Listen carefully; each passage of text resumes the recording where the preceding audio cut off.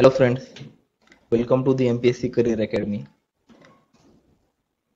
काल दुय्यम निरीक्षक राज्य उत्पादन शुल्क गट क याची पूर्व परीक्षा आयोजित करण्यात आली होती. तर या पेपर मधील आपण आज संभाव्य उत्तरे पाहूयात. तर सुरू करूया आपण पहिल्या प्रश्नापासून.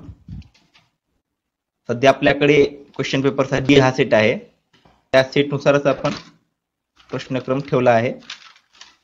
सुरू करूया. तर पहिला प्रश्न आहे की आरोग्य आणि आहार विषयक काही विधाने खाली दिलेली आहेत. पहिले विधान आहे तांबे हा मानवी शरीरास आवश्यक असा सूक्ष्म घटक आहे. अ आणि ड जीवनसत्वे पाण्यात विरघळतात. स्निग्ध पदार्थांचा उष्मांक 9.3 किलो कॅलरी प्रति ग्राम आहे आणि क जीवनसत्वाच्या अभावामुळे स्कर्वी हा रोग होतो. तर यातील पहिले विधान, तिसरे विधान आणि चौथे विधान हे तिन्ही विधाने बरोबर आहेत. तर पर्याय क्रमांक 4 हा बरोबर आहे. दुसरा प्रश्न आहे जंतू संसर्ग झाल्यास त्यावर प्रतिक्रिया म्हणून मानवी शरीरातील कोणत्या पेशी हिस्टामाइन हे रसायन सोडतात. याचे उत्तर मास्ट पेशी असे आहे. पर्याय क्रमांक 1 हे उत्तर बरोबर आहे. तिसरा प्रश्न आहे कोरडी कडधान्ये, साखर, पीठ, हवाबंद केलेली फळे व भाज्या ही सर्व उदाहरणे खालीलपैकी कोणत्या प्रकारच्या अन्न पदार्थांची आहेत. पर्याय दिलेले आहेत. 1 नाशवंत पदार्थ, 2 उपांत्य नाशवंत पदार्थ, 3 टिकाऊ किंवा स्थिर पदार्थ आणि 4 वरीलपैकी कोणतेही नाही. तर यापैकी पर्याय क्रमांक 3 हा बरोबर आहे, टिकाऊ किंवा स्थिर पदार्थ. त्याच्या पुढील प्रश्न हा बुद्धिमत्तेचा आहे. प्रश्नार्थक चिन्हाने दर्शविलेले एक पद गाळलेली अक्षर समूह मालिका दिलेली आहे. गाळलेले पद दिलेल्या पर्यायापैकी एक आहे, ते शोधा. तर आपल्याला एक मालिका दिलेली आहे, ती मालिका आपल्याला सोडवायची आहे. तर पहिलेच पद गाळलेले आहे. दुसरे पद आहे EILNO, तिसरे पद आहे IMPRS, चौथे पद आहे MQTVW आणि पाचवे पद आहे QUXZA. तर याची सिरीज अशी आहे की पहिल्या अक्षरानंतर म्हणजे ईच्या नंतर 3 अक्षर सोडून आय हे अक्षर आहे, त्याच्यानंतर 2 अक्षर सोडून एल हे अक्षर आहे, त्याच्यानंतर 1 अक्षर सोडून एन हे अक्षर आहे, तर त्याच्यानंतर कोणतेही अक्षर न सोडता लगेचच ओ हे अक्षर आहे. पुढील IMPRS यामध्येही तसेच आहे. आय नंतर 3 अक्षरे सोडून एम हे अक्षर आहे, एम नंतर 2 अक्षरे सोडून पी हे अक्षर आहे, पी नंतर 1 अक्षर सोडून आर हे अक्षर आहे, आर नंतर 1 ही अक्षर न सोडता एस अक्षर हे आहे. आणि दोन विधानामधील सहसंबंध लक्षात दिले असता असे पाहण्यात येईल की ईच्या नंतर आय हे 3 अक्षर सोडून आहे, त्यामुळे आपण ईच्या नंतर 3 अक्षर सोडून पुढे जाऊया. तर आपल्याला ए हे अक्षर भेटेल. ईच्या नंतर 3 अक्षर सोडल्यास आपल्याला ई भेटेल. ईच्या नंतर 2 अक्षर सोडल्यास आपल्याला एच भेटेल. एचच्या नंतर 1 अक्षर सोडल्यास आपल्याला जे भेटेल आणि जेच्या नंतर 1 अक्षर सोडल्यास आपल्याला के हे भेटेल. तर याचे बरोबर उत्तर हे पर्याय क्रमांक 2 AEHJK हे आहे. त्याच्या पुढचा प्रश्न आहे एका सांकेतिक भाषेत KGLFT ला PTOUG असे लिहिले जाते, तर त्या सांकेतिक भाषेत MERSA ला कसे लिहिले जाईल असा प्रश्न विचारण्यात आलेला आहे. तर याची पद्धत अशी आहे की सुरुवातीपासून के चा जो क्रमांक आहे तोच क्रमांक टी चा हा शेवटून आहे. जी चा जर सुरुवातीपासून जो क्रमांक आहे तोच क्रमांक टी चा शेवटून आहे. एल चा सुरुवातीपासून जो क्रमांक आहे म्हणजे एल चा सुरुवातीपासून 12 क्रमांक आहे, तर ओ चा शेवटून सुद्धा 12 क्रमांक आहे. एफ चा सुरुवातीपासून 6वा क्रमांक आहे, तर यू चा शेवटपासून 6वा क्रमांक आहे. अशा प्रकारे ही मेथड वापरण्यात आली आहे. त्यानुसार जर आपण MERSA याला कन्वर्ट केले तर एम चा सुरुवातीपासून 13वा क्रमांक आहे, शेवटून 13 क्रमांक एन या अक्षराचा आहे. ई चा सुरुवातीपासून 5वा क्रम आहे, शेवटून व्ही या अक्षराचा 5वा क्रमांक आहे. आर चा सुरुवातून 18वा क्रमांक आहे, तर शेवटून आय या अक्षराचा 18वा क्रमांक आहे. एस चा सुरुवातीपासून 19वा क्रमांक आहे, तर एच या अक्षराचा शेवटून 19वा क्रमांक आहे. अशा प्रकारे आपल्याला उत्तर भेटेल NVIHZ. त्याच्या पुढचा प्रश्न आहे 11 CDEFGHIJK त्यांच्या प्रशिक्षकासमोर एका रांगेत उभे आहेत. डी जो एफ च्या डावीकडे लगत आहे, सी च्या उजवीकडे दुसरा आहे, ए ई च्या उजवीकडे दुसरा आहे जो एका टोकाला आहे, जे ए आणि बी चा लगतचा शेजारी आहे आणि जी च्या डावीकडे तिसरा आहे, एच डी च्या डावीकडे लगत आहे आणि आय च्या उजवीकडे तिसरा आहे. तर रांगेच्या मध्यभागी कोण उभे आहे. आपण दिलेल्या वाक्यानुसार मांडणी केली असता आपल्याला असं लक्षात येईल की आय हा रांगेच्या बरोबर मध्यभागी उभा आहे. त्याच्या पुढचा प्रश्न आहे अक्षर अंक प्रतीके यांची एक व्यवस्था दिली आहे. या व्यवस्थेच्या आधारावर खालील 5 पैकी 4 विशिष्ट प्रकारे समान आहेत, त्यामुळे त्यांचा एक गण बनतो. जो या गटात बसत नाही तो निवडा. आपल्याला पहिला शब्द दिलेला आहे @IF. इथे आहे. पासून 2 अक्षरे सोडून आय हे अंक येतो, तर मागे एक अक्षर सोडून एफ हा अक्षर येतो.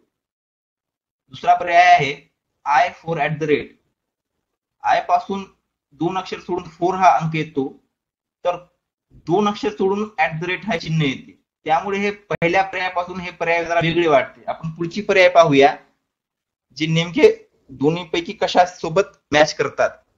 पुढील पर्याय आहे कॉपीराइट G8. कॉपीराइट आहे ते कॉपीराइट पासून 2 अक्षर सोडून G आहे, तर कॉपीराइटच्या मागे एक अक्षर सोडून 8 आहे, तर C हा पर्याय A सोबत मॅच करतो. त्याच्या पुढचा पर्याय पाहूया आपण D. You copyright 1. यू पासून 2 अक्षरे सोडून कॉपीराइट आहे, तर मागे एक अंक सोडून एक हे अंक आहे. #FD. हॅश पासून 2 अंक सोडून पुढे F आहे, तर एक अंक सोडून मागे D आहे. तर A, C, E आणि D या 4 पर्यायाचा पॅटर्न सेम आहे, तर D चा जरा वेगळा आहे. त्यामुळे पर्याय क्रमांक 2 D हे उत्तर बरोबर असेल. त्याचा पुढचा प्रश्न आहे वर्तुळाच्या भोवती असलेल्या संख्यांचा वर्तुळातील संख्यांशी संबंध शोधा. त्यावरून प्रश्नचिन्हाच्या जागी कोणती संख्या येईल. तर आपल्याला दिलेले आहे या सर्व संख्या हे अवर्ग आहेत. आपल्याला पाहिल्या बरोबर लक्षात येईल. जसे 16 हा 4 चा वर्ग आहे, 49 हा 7 चा वर्ग आहे, 121 हा 11 चा वर्ग आहे, तर 25 हा 5 चा वर्ग आहे. या सर्वांची आपण बेरीज केली असता आपल्याला 5 आणि 4 9, 9 7 16, 16 आणि 11 27, 729 हा 27 चा वर्ग आहे. म्हणजे सर्वांची बेरीज केल्यानंतर त्यांचा वर्गामधील संख्या आपल्याला आढळून येईल. पुढचा पाहूया आपण. 1 चा वर्गमूळ 1, 25 चे वर्गमूळ 5, 49 चे वर्गमूळ 7 आणि 36 चे वर्गमूळ 6. 6 आणि 1 7, 7 आणि 5 12 आणि 12 आणि 7 19. 19 चा वर्ग आहे 361. बरोबर आहे. आता आपण पुढचे काढूया. 9, 9 चे वर्गमूळ आहे 3, 100 चे वर्गमूळ आहे 10, 16 चे वर्गमूळ आहे 4, 81 चे वर्गमूळ आहे 9, 9 आणि 3 12, 12 आणि 10 22, 22 आणि 4 26. 26 या अंकाचा वर्ग 676 आहे. त्यामुळे पर्याय क्रमांक 4 हे बरोबर उत्तर आहे. त्याचा पुढचा प्रश्न आहे दिलेल्या संख्या शृंखलेतील 2 संख्याचे भाग गहाळ आहेत. दोन्ही ठिकाणी एकच संख्या व्यवस्थित बसेल असा पर्याय निवडा. आपल्याला एक मालिका दिली आहे. मालिकेतील जे अंक आहेत त्यामध्ये परस्परांशी संबंध आहे. ते संबंध काय आपण पाहूया.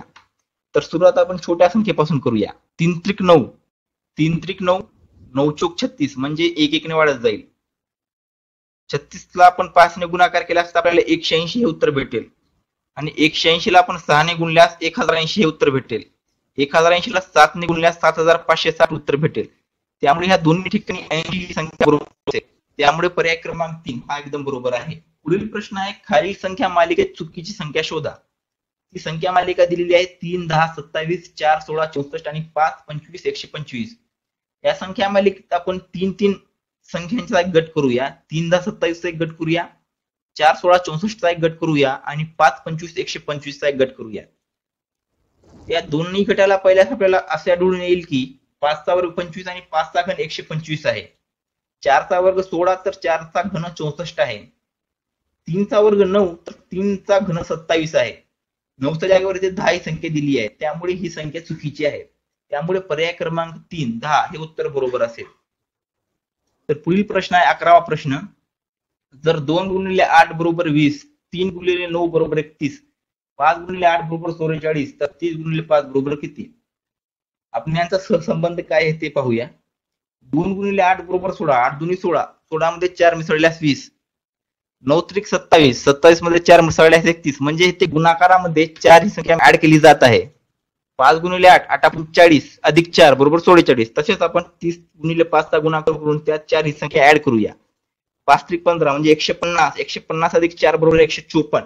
तर पर्याय क्रमांक 2 हे बरोबर उत्तर आहे. तिच्या पुढील प्रश्न आहे एका सांकेतिक भाषेत डबल हे लिहितात, तर त्याच भाषेत मिस्टर हे कसे लिहिता येईल. या संकेताचे विसंकेतीकरण केल्यानंतर आपल्याला पर्याय क्रमांक 3 हे बरोबर उत्तर भेटेल. त्याचा पुढचा प्रश्न आहे खाली काही विधाने व त्यावरून काढलेली 4 अनुमाने दिलेली आहेत. अनुमानाबाबतचा योग्य पर्याय निवडा. विधान दिलेले आहे काही कुत्रे बकरे आहेत, सर्व बकरे झाडे आहेत आणि काही झाडे कुत्रे आहेत. तर आपण त्याप्रमाणे आकृत्या काढूया. काही कुत्रे बकरे आहेत. कुत्र्यांसाठी आपण एक छोटे वर्तुळ दिले आहे आणि बकऱ्यांसाठी मोठे वर्तुळ दिले आहे. त्यामुळे सिद्ध झाली की काही कुत्रे हे बकरे आहेत. दुसरी एक सुद्धा आकृती बनते ही काही कुत्रे बकरे आहेत. दुसरे उदाहरण आहे सर्व बकरे झाडे आहेत. त्याच्यापेक्षा अजून एक मोठे वर्तुळ काढले त्यातून हे सिद्ध झाले की सर्व बकरे हे झाडे आहेत. इथे सुद्धा आपण सर्व बकऱ्या दुसरे वर्तुळ काढून बकऱ्यांच्या वर्तुळाला आपण मोठ्या वर्तुळात घेतले आहे. त्यातून सुद्धा झाले की सर्व बकरे झाडे आहेत. पुढील वाक्य आहे काही झाडे कुत्रे नाहीत. काही झाडे कुत्रे नाहीत या कृतीने सिद्ध झाले. काही झाडे कुत्रे नाहीत या कृतीवर सुद्धा सिद्ध झाले. आता आपल्याला अनुमान वाचूया.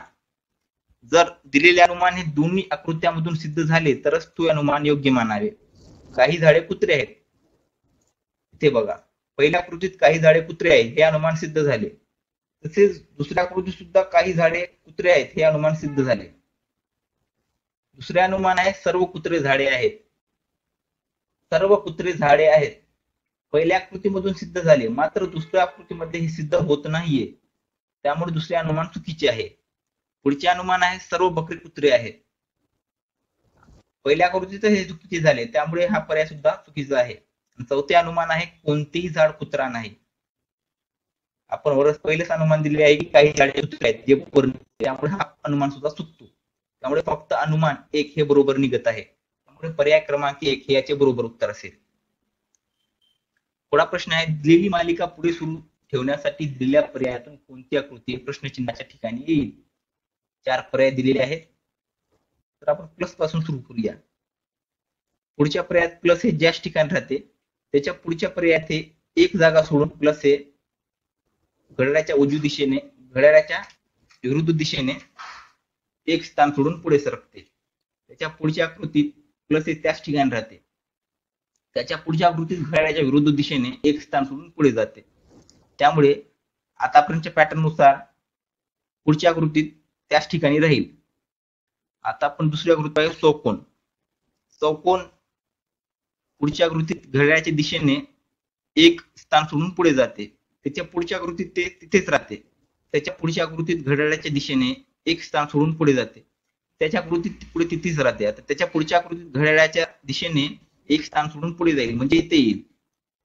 हे दोन्ही आकृत्या याच ठिकाणी राहण्याचा हा एकच पर्याय आहे. त्यामुळे पर्याय क्रमांक 3 हा याचे बरोबर उत्तर असेल. त्याच्या पुढचा प्रश्न आहे प्रत्येक आकृतीतील संख्या विशिष्ट नियमानुसार आहेत. प्रश्नार्थक चिन्हाच्या ठिकाणी येणारी संख्या दिलेल्या पर्यायामधून निवडा. आपल्याला संख्या दिलेली आहे 4 2 3 6. तर या बाहेरील अंकांची बेरीज करून आलेल्या बेरजेला 3 ने गुणल्यास आकृतीमधील अंक हे उत्तर येते. म्हणजे आपण 4 आणि 2 6, 6 आणि 6 12, 12 आणि 3 15, 15 ला 3 ने गुणल्यास 45 हे उत्तर भेटते. त्याच्या पुढच्या आकृतीत 8 आणि 4 12, 12 आणि 7 19, 19 आणि 9 28, 28 ला 3 ने गुणल्यास 84 उत्तर भेटते. त्याच्या पुढची आकृती 1 आणि 2 3, 3 आणि 3 6, 6 आणि 4 10, 10 ला 3 ने गुणल्यास 30 हे उत्तर भेटते. तर त्याच्या पुढच्या आकृतीत 8 आणि 6 14, 14 आणि 2 16, 16 आणि 9 25, 25 ला 3 ने गुणल्यास 75 हे उत्तर भेटेल. त्यामुळे पर्याय क्रमांक 1 हे बरोबर उत्तर आहे. त्याचा पुढचा प्रश्न दिलेला आहे प्रदेशातील वनस्पतींचा अभ्यास करण्यासाठी 4 मित्रांनी गाडीने विविध ठिकाणांना भेटी दिल्या. अरमानने युनिसपेक्षा जास्त तास गाडी चालवली. ज्याने 6 तास गाडी चालवली. एडवर्डने जातानाच्या प्रवासात 8 तास गाडी चालवली व तेवढेच तास परतीच्या प्रवासात गाडी चालवली. त्याचा गाडी चालवण्याचा काळ हा युनुस व अरमान यांनी गाडी चालवल्या एकत्रित काळापेक्षा जास्त आहे. कावसने अरमानपेक्षा कमी वेळ म्हणजे 8 तास गाडी चालवली तर अरमानने किती तास गाडी चालवली हे प्रश्न विचारण्यात आलेला आहे. पहिला आहे अरमानने युनुसपेक्षा जास्त तास गाडी चालवली आणि युनुसने 6 तास गाडी चालवली. तर युनुसची वेळ आपल्याला भेटली आहे 6 तास. अरमान हा 6 तासापेक्षा जास्त गाडी चालवली म्हणजे 7 8 9 10 11 किती तास तो गाडी चालवू शकतो. एडवर्डने जातानाच्या प्रवासात 8 तास गाडी चालवली व तेवढेच तास परतीच्या प्रवासात गाडी चालवली. त्याचा गाडी चालवण्याचा काळ हा युनुस व अरमान यांनी गाडी चालवलेल्या एकत्रित काळापेक्षा जास्त आहे. एडवर्डने एकूण 16 तास गाडी चालवली. मात्र युनुस व अरमान यांनी दोघांनी मिळून एडवर्डपेक्षा कमी गाडी चालवली. म्हणजे या दोघांची गाडी चालवण्याची वेळ हे 16 पेक्षा कमी भरायला पाहिजे. म्हणजे त्यासाठी अरमानची गाडी चालवण्याची वेळ ही 7 8 9 एवढीच असेल. 7 8 9. कावसने अरमानपेक्षा कमी वेळ म्हणजे 8 तास गाडी चालवली. तर अरमानने किती तास गाडी चालवली. कावसने 8 तास चालवली पण अरमानपेक्षा कमी चालवली. म्हणजे इथे सिद्ध झालेली आहे की 7 आणि 8 हे पर्याय तर बाद होतात. त्यामुळे आपल्या समोर 9 हा एकच पर्याय उरतो. त्यामुळे पर्याय क्रमांक 2 9 हे उत्तर बरोबर आहे. पुढचा प्रश्न आहे मॅन बुकर आंतरराष्ट्रीय पारितोषिकासंदर्भात खालील विधाने विचारात घ्या. पहिले विधान आहे हा साहित्यासाठी आंतरराष्ट्रीय पुरस्कार आहे. या पुरस्काराची सुरुवात 2004 पासून झाली. हान कांग या 2016 सालच्या पुरस्कार मिळवलेल्या पहिल्या कोरियन लेखिका आहेत. यातील पहिले आणि तिसरे विधान तर बरोबर आहे. मात्र या पुरस्काराची सुरुवात 2004 पासून नाही 1976 या सालापासून झाली आहे. पण त्यावेळी तो पुरस्कार लोकल स्वरूपात देण्यात येत होता. या पुरस्कारात आंतरराष्ट्रीय स्वरूपात याची सुरुवात 2005 साली झाली. त्यामुळे दोन्ही ठिकाणी हा पर्याय बसत नाही. त्यामुळे ब हे विधान चूक आहे. त्यामुळे पर्याय क्रमांक 3 फक्त अ आणि क हे विधान बरोबर असेल. त्याचे पुढील प्रश्न आहे इंटरनॅशनल मेरीटाईम ऑर्गनायझेशन या संस्थेचा सागरी मोहिमेत अतुलनीय शौर्य दाखविल्याबद्दल पुरस्कार प्राप्त करणारी पहिली भारतीय महिला कोण आहे? याचे उत्तर पर्याय क्रमांक 4 कॅप्टन राधिका मेनन हे आहे. 6 खलाशांना बुडताना वाचवले होते. त्यामुळे त्यांना हा अवॉर्ड देण्यात आला होता. चौथा प्रश्न आहे भारतातील पहिला कार्बन न्यूट्रल जिल्हा कोणता? पर्याय क्रमांक 3 मजुली हे उत्तर बरोबर आहे. त्याच्या पुढचे प्रश्न आहे ट्रान्स अटलांटिक व्यापार आणि गुंतवणूक भागीदारी हा कोणत्या देशामधील चर्चेच्या टप्प्यावर असलेला करार आहे? याचे उत्तर पर्याय क्रमांक 1 अमेरिका आणि युरोपियन युनियन हे आहे. त्याच्या पुढचा प्रश्न आहे अलीकडेच भारतातील सर्वात मोठी सार्वजनिक वायफाय व्यवस्था या शहरात सुरू झाली. त्याचे उत्तर मुंबई असे आहे. पर्याय क्रमांक 2. त्याच्या पुढचा प्रश्न आहे पंतप्रधान श्री नरेंद्र मोदी यांनी नुकत्याच अनावरण केलेल्या भीम हे लघुरूप असलेल्या ऍपची पूर्णरूप खालीलपैकी कोणते आहे? त्याचे उत्तर आहे पर्याय क्रमांक 4 भारत इंटरफेस फॉर मनी. हे भारतीय राज्यघटनेचे शिल्पकार डॉक्टर बाबासाहेब आंबेडकर यांना डेडिकेटेड करण्यात आलेला आहे. त्याच्या पुढचा प्रश्न आहे खालीलपैकी कोणत्या देशाने ऑपरेशन सेंटिनल नावाची लष्करी कारवाई पार पाडली? त्याचे उत्तर पर्याय क्रमांक 2 फ्रान्स असे आहे. त्याच्या पुढचा प्रश्न आहे सौर ऊर्जेवर चालणारी देशातील पहिली बोट नुकतीच कोणत्या राज्यात कार्यान्वित करण्यात आली? याचे उत्तर पर्याय क्रमांक 2 केरळ असे आहे. त्याच्या पुढचा प्रश्न आहे तारक मेहता यांचा विनोदी स्तंभ कोणत्या नियतकालिकात 1971 साली प्रथम प्रसिद्ध झाला? त्याचे उत्तर पर्याय क्रमांक 3 चित्रलेखा असे आहे. त्याच्या पुढचा प्रश्न आहे जागतिक ईज ऑफ डुईंग बिझनेस रिपोर्ट 2016 मध्ये भारताला कितवा क्रमांक मिळाला आहे? त्याचे उत्तर पर्याय क्रमांक 2 130 हे आहे. त्याच्या पुढचा प्रश्न आहे खालीलपैकी कोणी 2016च्या समर ऑलिम्पिक्स मध्ये महिला एकेरी बॅडमिंटन मध्ये रजत पदक जिंकले आहे? तर 2016च्या समर ऑलिम्पिक मध्ये भारताकडून केवळ साक्षी मलिक आणि पी.व्ही. सिंधू या दोनच खेळाडूंनी पदक मिळवलेले आहे. त्यातही केवळ रजत पदक हे पी.व्ही. सिंधू हिलाच मिळालेले आहे. त्यामुळे पर्याय क्रमांक 4 फक्त क हे उत्तर बरोबर आहे. त्याचा पुढचा प्रश्न आहे जानेवारी 2017 मध्ये अग्नी चाचणी प्रक्षेपण करण्यात आले.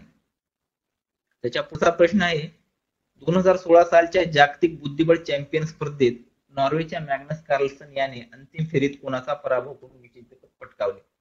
त्याचे उत्तर आहे पर्याय क्रमांक 3 सर्गेई कार्जाकिन. त्याच्या पुढचा प्रश्न आहे भारतातील लवाद व्यवस्थेचा आढावा घेणारी उच्चस्तरीय समिती कोणाच्या अध्यक्षतेखाली नुकतीच नेमण्यात आली आहे? त्याचे उत्तर आहे पर्याय क्रमांक 1 न्यायमूर्ती बी.एन. श्रीकृष्ण. पुढील प्रश्न खालील जोड्या जोडवा असा आहे राष्ट्रीय मतदार दिन हा 25 जानेवारीला येतो. राष्ट्रीय विज्ञान दिन हा 28 फेब्रुवारीला येतो.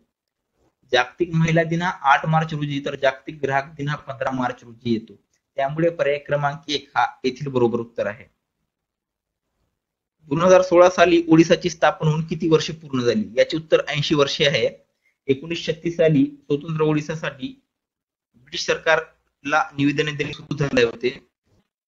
आंदोलन सुद्धा उभे करण्यात आले होते. त्यामुळे 1936 साली तत्कालीन ब्रिटिश सरकारने बंगाल प्रांतातून ओडिसा हा स्वतंत्र प्रांत वेगळा करून निर्माण केले. त्याच्या पुढील प्रश्न आहे 2017 मधील उत्तर प्रदेश विधानसभेच्या निवडणुका किती टप्प्यामध्ये घेण्यात आल्या? याचे उत्तर आहे 7. पर्याय क्रमांक 4 हे याचे बरोबर उत्तर आहे. त्याच्या पुढील प्रश्न आहे 2017च्या स्थानिक स्वराज्य संस्थांच्या निवडणुकाच्या वेळी महाराष्ट्रात राज्य निवडणूक आयुक्त कोण होते? याचे उत्तर आहे जगेश्वर सहारिया. जगेश्वर सहारिया हे सप्टेंबर 2014 पासून महाराष्ट्राचे निवडणूक आयुक्त आहेत. पर्याय क्रमांक 1 हे त्यामुळे बरोबर उत्तर आहे. त्याच्या पुढचा प्रश्न आहे खालील जोड्या जोडवा. घटना दुरुस्ती व त्यांचा तपशील या संबंधातील जोड्या आहेत त्या 10वी घटना दुरुस्ती दादर नगर हवेली यांचा केंद्रशासित प्रदेश म्हणून समावेश करण्यासंबंधी होती. 21वी घटना दुरुस्ती सिंधी भाषेचा कार्यालयीन भाषा म्हणून समावेश करण्यासंबंधी होती. 52वी घटना दुरुस्ती पक्षांतर बंदी कायदा, 101वी घटना दुरुस्ती सध्याची वस्तू व सेवा कर यासंबंधी आहे. त्यामुळे पर्याय क्रमांक 4 हे याचे बरोबर उत्तर असेल. त्याच्या पुढील प्रश्न आहे, आर्थिक न्यायाचे तत्व हे भारतीय राज्यघटनेच्या खालीलपैकी कोणत्या दोन्ही भागात समाविष्ट केलेले आहे? याचे उत्तर पर्याय क्रमांक 1 राज्यघटनेची उद्देशिका आणि राज्याच्या धोरणाची मार्गदर्शक तत्वे हे बरोबर आहे. त्याच्या पुढील प्रश्न आहे, मूलभूत अधिकारातील खासगीपणाचा अधिकार कोणत्या कलमामध्ये समाविष्ट करण्यात आला आहे? याचे उत्तर सुद्धा पर्याय क्रमांक 1 जीवनाचा आणि व्यक्तिगत स्वातंत्र्याचा अधिकार हे आहे. त्याच्या पुढील प्रश्न आहे, भारतीय राज्यघटनेनुसार पुढीलपैकी कोणते मूलभूत कर्तव्य नाही? वैज्ञानिक दृष्टिकोन विकसित करणे हे मूलभूत कर्तव्य आहे. सार्वजनिक मालमत्तेचे रक्षण करणे हे सुद्धा मूलभूत कर्तव्य आहे. राज्यघटना आणि त्यातील तत्वाचा आदर करणे हे सुद्धा मूलभूत कर्तव्य आहे. त्यामुळे पर्याय क्रमांक 1 सार्वत्रिक निवडणुकांमध्ये मतदान करणे हे मूलभूत कर्तव्य नाही, हे पर्याय बरोबर आहे. पुढील प्रश्न आहे, कॅबिनेट या संज्ञेचा राज्यघटनेच्या कलमामध्ये उल्लेख केलेला आढळतो. कलम 352 पर्याय क्रमांक 3 हे याचे बरोबर उत्तर आहे. सुरुवातीला कॅबिनेट या शब्दाचा राज्यघटनेमध्ये समावेश नव्हता, पण 42व्या घटना दुरुस्तीद्वारे या संज्ञेचा राज्यघटनेमध्ये कलम 352 मध्ये समावेश केला गेला आहे. त्याच्या पुढील प्रश्न आहे प्रश्न क्रमांक 43, कोणत्या विधेयकास संसदेच्या प्रत्येक सभागृहाने विशेष बहुमताने संमत करणे बंधनकारक असते? याचे उत्तर आहे घटना दुरुस्ती विधेयक. कारण सर्वसाधारण विधेयकासाठी तर विशेषतः बहुमताची गरज नसते आणि वित्तीय विधेयक आणि धन विधेयक हे केवळ लोकसभेने मंजूर करणे गरजेचे असते, राज्यसभेने मंजूर करणे गरजेचे नसते. जर राज्यसभेमध्ये हे विधेयक नामंजूर सुद्धा झाले तरी ते लोकसभेच्या आधारावर ते पास केले जाते आणि जर लोकसभेमध्ये हे विधेयक पास झाले नाही तर सरकार कोसळण्याची स्थिती निर्माण होते.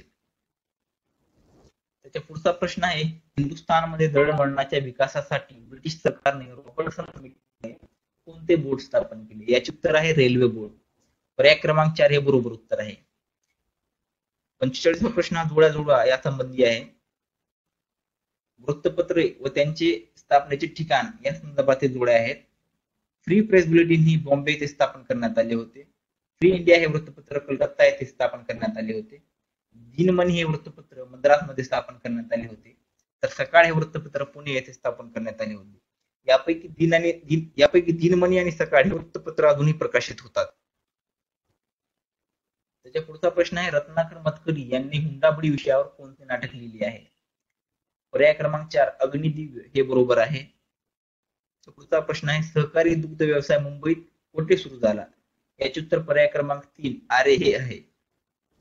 त्याचा पुढचा प्रश्न आहे, 1 मे 1960 रोजी महाराष्ट्र राज्य निर्मिती सोहळ्याचे उद्घाटन कोणाच्या हस्ते करण्यात आले? याचे उत्तर पर्याय क्रमांक 1 यशवंत चव्हाण हे आहे. त्याचा पुढचा प्रश्न आहे, लेखक व त्यांनी लिहिलेले ग्रंथ या संदर्भातील हा प्रश्न आहे. श्रीनाथ पेंडसे यांनी रथचक्र हा ग्रंथ लिहिला. गुणी दांडेकर यांनी शितू, भालचंद्र नेमाडे यांनी कोसला, तर जयवंत तडवी यांनी चक्र हे पुस्तक लिहिले. त्यामुळे पर्याय क्रमांक 2 हे याचे बरोबर उत्तर आहे. त्याचा पुढचा प्रश्न आहे, कोकण रेल्वे मार्गावर सर्वात जास्त लांबीचा बोगदा कोणत्या ठिकाणी आहे? त्याचे उत्तर आहे कारगुडे. सुमारे 6 किलोमीटर एवढा लांबीचा हा बोगदा आहे. पूर्वी हा बोगदा भारतातील सर्वात जास्त लांबीचा बोगदा होता, पण नुकताच उद्घाटन करण्यात आलेल्या जम्मू काश्मीर मधील तीरपंजाल या बोगद्यानंतर कारगुडी हा भारतातील सर्वात जास्त लांबीचा दुसरा बोगदा ठरला आहे. त्याच्या पुढचा प्रश्न आहे, विचारसरणी त्याचे पुरस्कर्ते यांच्या जोड्या जुळवण्यासंबंधी हा प्रश्न आहे. साम्राज्यवादी विचारसरणी याचा पुरस्कर्ते व्हॅलेंटाईन चिरोल हे आहेत. केम्ब्रिज विचारसरणी पुरस्कर्ते अनिल सील हे आहेत. राष्ट्रवादी विचारसरणीचे पुरस्कर्ते आर सी मजुमदार आहेत. तर साम्यवादी विचारसरणीचे पुरस्कर्ते आर पी दत्त हे आहेत. त्यामुळे पर्याय क्रमांक 3 हे याचे बरोबर उत्तर असेल. त्याच्या पुढील प्रश्न आहे, भारताची राजधानी कलकत्ता येथून दिल्लीला नेणाऱ्या ब्रिटिश गव्हर्नर जनरलचे नाव सांगा? लॉर्ड हार्डिंग्टन याचे बरोबर उत्तर आहे पर्याय क्रमांक 1. त्याच्या पुढील प्रश्न आहे, भारतीय कम्युनिस्ट पार्टीचे संस्थापक सदस्य कोण? एम एन रॉय हे भारतीय कम्युनिस्ट पार्टीचे संस्थापक सदस्य होते. त्यामुळे पर्याय क्रमांक 1 याचे बरोबर उत्तर असेल. त्याच्या पुढील प्रश्न आहे, आधुनिक भारतात स्थानिक स्वराज्य सरकार यांनी सुरू केले? लॉर्ड रिपन यांनी आधुनिक भारतात स्थानिक स्वराज्य सरकार सुरू केले होते. पर्याय क्रमांक 1 हे याचे बरोबर उत्तर आहे. त्याच्या पुढील प्रश्न आहे, खालील विधाने विचारात घ्या. 1946च्या कॅबिनेट मिशन योजनेनुसार भारताची संविधान सभा गठीत करण्यात आली. भारतीय संविधान सभेची पहिली 9 डिसेंबर 1946 रोजी झाली. भारतीय संविधान सभेचे 11वे सत्र 14 नोव्हेंबर ते 26 नोव्हेंबर 1949 या काळात पार पडले. ही तीनही विधाने बरोबर आहेत. त्यामुळे पर्याय क्रमांक 3 अ, ब, क बरोबर हे उत्तर बरोबर आहे. ते चुकून पर्याय क्रमांक 1 ला राईट करण्यात आले आहे. ते चुकून झाले आहे, त्यामुळे पर्याय क्रमांक 3 हे त्याचे बरोबर उत्तर आहे. त्याच्या पुढचा प्रश्न आहे, आझाद हिंद फौजेचे संस्थापक कोण होते? त्याचे उत्तर आहे रास बिहारी बोस. पर्याय क्रमांक 3 हे याचे बरोबर उत्तर आहे. त्याच्या पुढील प्रश्न आहे, महाराष्ट्र राज्यात सर्वात कमी बाल लिंग गुणोत्तर कोणत्या जिल्ह्यात आहे? याचे उत्तर बीड हे आहे. पर्याय क्रमांक 4. त्याच्या पुढचा प्रश्न आहे, कोणत्या सालापासून महाराष्ट्र सरकारने संत तुकाराम वनग्राम योजना सुरू केली? याचे उत्तर पर्याय क्रमांक 4 2006 हे आहे. त्याच्या पुढील प्रश्न आहे, उत्तर महाराष्ट्रातील तापी नदीच्या खोऱ्यात उताराची दिशा पूर्वेकडे आहे. दुसरे विधान आहे, वर्धा वैनगंगा नद्यांनी व्यापलेल्या क्षेत्रात उतार दक्षिणेकडे आहे. आणि तिसरे विधान आहे, उरलेल्या पठारावरील नद्यांनी व्यापलेल्या क्षेत्राचा उतार पूर्वेकडे आहे. वरील विधानापैकी कोणते विधान चुकीचे आहे असा प्रश्न विचारण्यात आलेला आहे.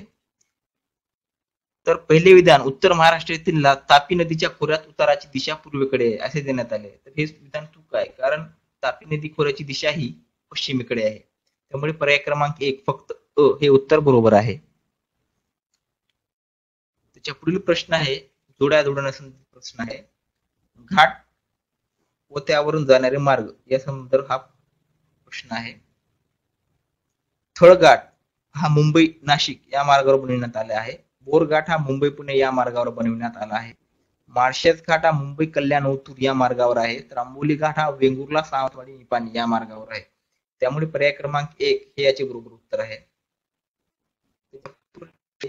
महाराष्ट्राच्या लोकसंख्येची घनता सन 1960-1961 मध्ये किती होती? तर 1960-61 मध्ये महाराष्ट्रातील लोकसंख्येची घनता ही 129 इतकी होती. त्यामुळे पर्याय क्रमांक 4 वरीलपैकी कोणतेही नाही हे उत्तर बरोबर आहे.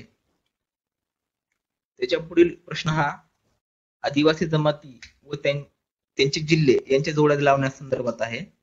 कातकरी ही आदिवासी जमात रायगड जिल्ह्यात आढळते. भिल्ल ही आदिवासी जमात नंदुरबार जिल्ह्यात आढळते. कोरकू ही आदिवासी जमात अमरावती जिल्ह्यात आढळते. तर गौंड ही आदिवासी जमात भंडारा जिल्ह्यात आढळते. त्यामुळे पर्याय क्रमांक 1 हे याचे बरोबर उत्तर आहे. त्याच्या पुढील प्रश्न हा, पर्वत शिखरांच्या उंचीनुसार त्यांचा उतरता क्रम लावण्यासंदर्भात आहे. तर या शिखरासंबंधी एक ट्रिक आहे, कसा आम्ही हसतो त्यानुसार याचे उत्तर बरोबर येईल.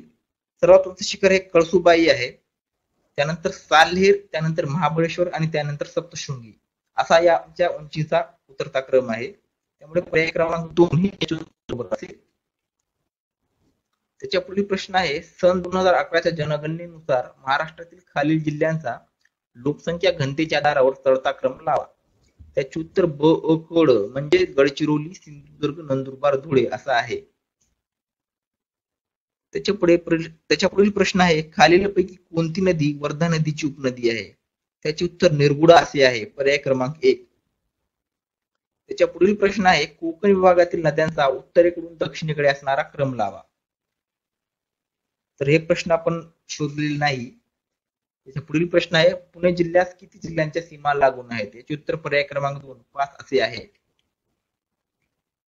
त्याच्या पुढील प्रश्न आहे, डॉक्टर आर ए डॅली यांनी दिलेल्या पृथ्वीच्या थरांचा बाह्य थरापासून अंतर्गत थराकडे असणारा युगक्रम लावा. तर पृथ्वीचा बाह्य थरापासून अंतर्गत थराकडे असणारा क्रम शिलावरण, दुर्बलावरण, मध्यावरण आणि केंद्रावरण असे आहे. पर्याय क्रमांक 4 हे याचे बरोबर उत्तर आहे. त्याच्या पुढील प्रश्न आहे, रिझर्व्ह बँकेच्या संख्यात्मक पद्धतीत पुढीलपैकी कशाचा समावेश होतो? खुल्या बाजारातील कर्जरोख्यांची खरेदी विक्री, बँक रेट आणि राखीव निधीचे बदलते प्रमाण या तिन्हींचा रिझर्व्ह बँकेच्या संख्यात्मक पद्धतीत समावेश होतो. त्यामुळे पर्याय क्रमांक 4 वरीलपैकी सर्व हे याचे उत्तर बरोबर असेल. त्याच्या पुढील प्रश्न आहे, खालील विधाने पहा.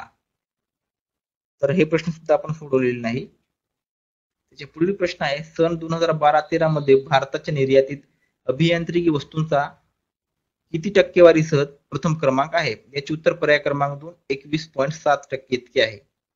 त्याच्या पुढील प्रश्न आहे, नरसिंह समितीने अशी शिफारस केली होती की वैधानिक तरलता प्रमाण SLR मध्ये 38.5% वरून किती टक्के करावे?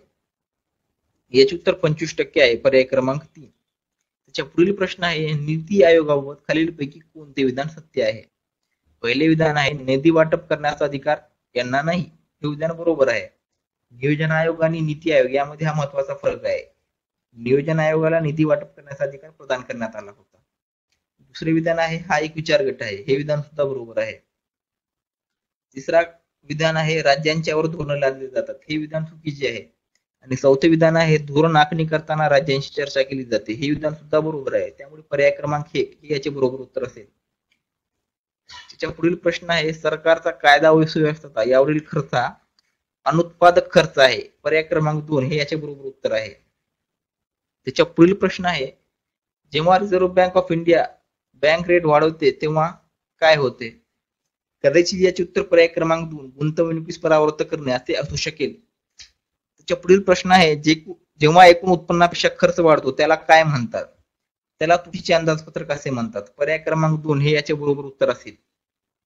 त्याच्या पुढील प्रश्न आहे, द्विपरिमाण दारिद्र्य निर्देशांक हा खालीलपैकी कोणी मांडला?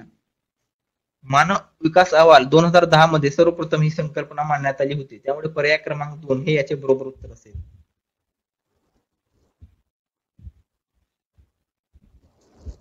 भारताच्या पुढील प्रश्न आहे, भारताच्या आयातदार देशांचा भारतातील आयातीत अलीकडच्या काळातील त्यांच्या भागानुसार वरून खाली असा क्रम लावा.